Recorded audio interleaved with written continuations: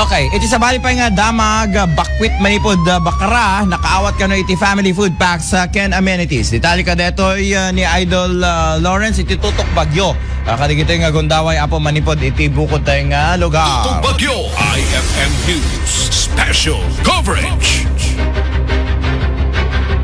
Lawrence. Amo ni Mrs. Veronica Salmon iti MSW di Bacara ang nakaawat dagiti bakwit ti family food packs ken amenities kabayatan ti panagtaengda iti Bacara USA National Cultural Center.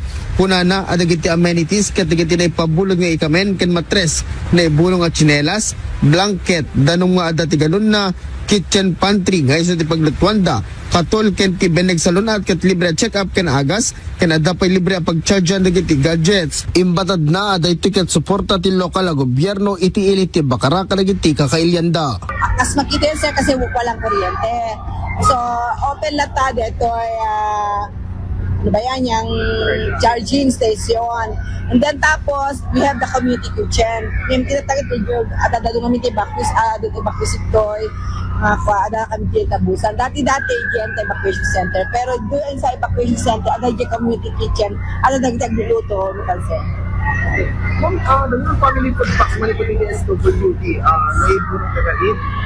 May ibunang nito no madamdama ta balunan da nga gawid to kadagitay barbarangay taso.